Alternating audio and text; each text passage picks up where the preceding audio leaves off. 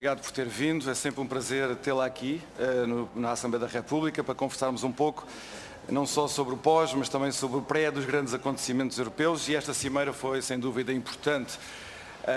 Na preparação para esta cimeira foi sinalizado precisamente essa importância. Concordo perfeitamente com o que disse, que esta cimeira não era sobre o Brexit, mas sobre o futuro da Europa, e a partir daí, a partir do momento em que a fasquia é essa, é difícil dizer que esta cimeira é menos importante do que qualquer outra, apesar de ter sido uma cimeira informal.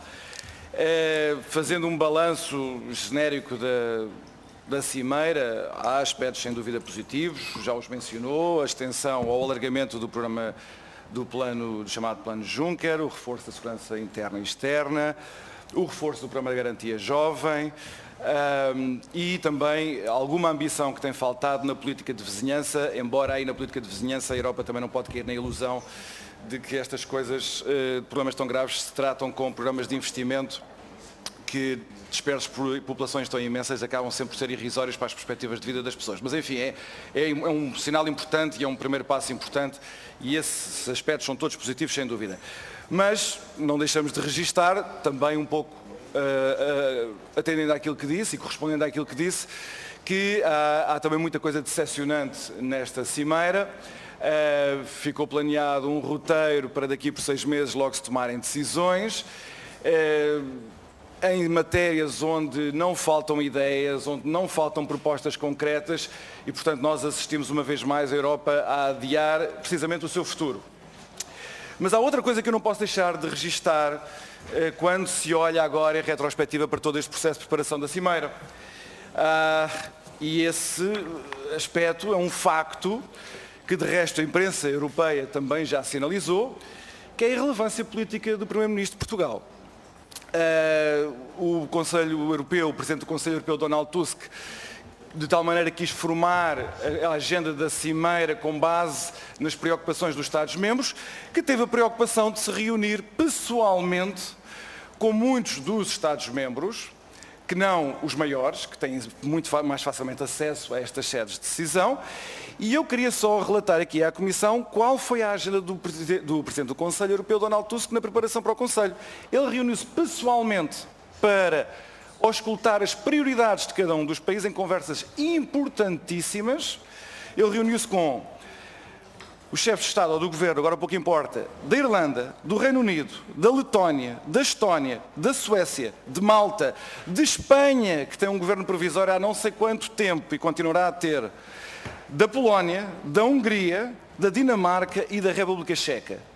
Desta lista, lamentamos muito aqui da parte do PSD, não consta o Primeiro-Ministro português, e foi uma oportunidade perdida, onde Portugal denotou que não tem voz na Europa. E isso é um facto que nós temos a lamentar, e agora nós exortamos o Primeiro-Ministro de Portugal e o Governo a recuperar esse tempo perdido, porque isso é urgente. De resto, eu queria perguntar à Sra. Secretária de Estado se houve um encontro de Atenas, propagandeado por o Primeiro-Ministro grego e português, com tanto alarido, também para preparar propostas, ou pelo menos posições conjuntas, para a Cimeira de Bratislava. Eu gostaria de saber o que é que na Cimeira sucedeu que traduz esse consenso. Gostaria de saber o que é que o Primeiro-Ministro, na Cimeira e no pós-Cimeira, a quem é que ele se juntou. Se ao Presidente francês Hollande, que esteve numa conferência de imprensa conjunta com a chanceler alemã, se com o Primeiro-Ministro Renzi, que estiveram todos em Atenas, que decidiu abandonar essa fase de comunicação à imprensa para ir fazer campanha do referendo para a Itália. São duas decisões diametralmente opostas, fazem parte do mesmo grupo de Atenas. Eu gostaria de saber se não é, como a evidência aponta, que o Primeiro-Ministro português ficou isolado juntamente com o Primeiro-Ministro grego. E isso é muito preocupante para a posição de Portugal e para a influência que Portugal deve ter nesta discussão sobre o futuro da Europa.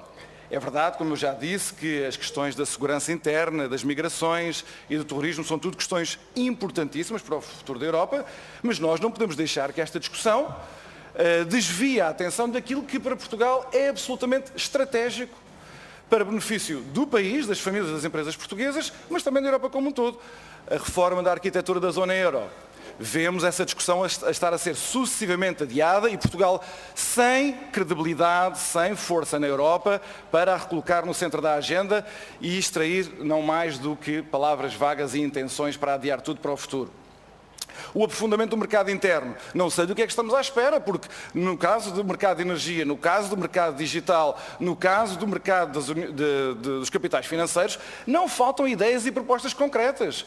Nós sabemos que há Estados-membros que não têm interesse em fazer esta discussão. Se Portugal se demite, ou por outra, eu não digo que se demita, eu até acredito que a vontade e a intenção esteja lá, mas se não tem credibilidade suficiente, não tem voz suficiente na Europa para fazer regressar esses temas à agenda, então nós temos um problema muito, muito sério e convém corrigir isso.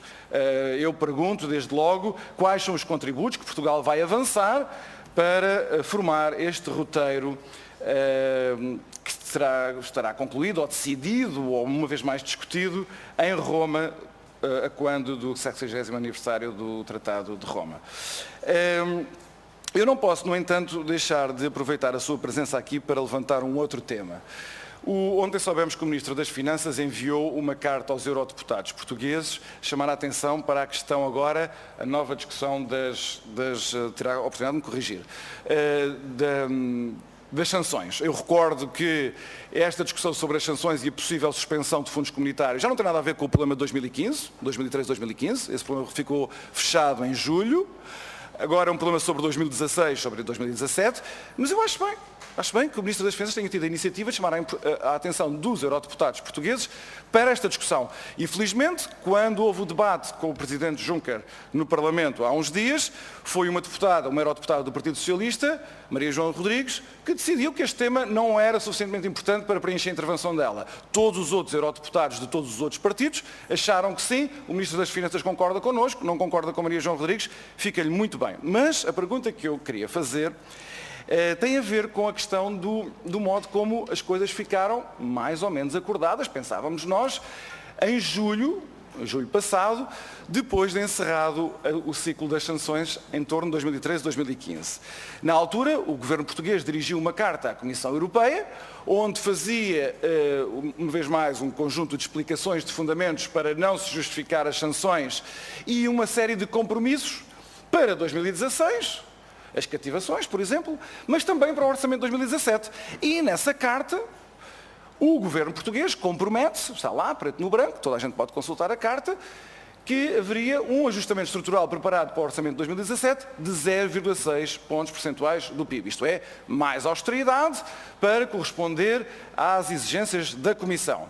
Mas na semana passada, o porta-voz do Partido Socialista, deputado nesta Câmara, fez saber que o Orçamento de 2017 vai contemplar apenas um ajustamento estrutural de 0,4 pontos percentuais.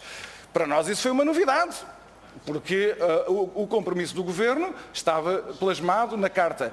E eu, portanto, quero aproveitar a presença da Sra. Secretária de Estado para, em nome do Governo, esclarecer qual é, afinal de contas, esse compromisso, se é 0,6, se é 0,4, e se isso foi acordado com a Comissão Europeia ou não. Muito obrigado.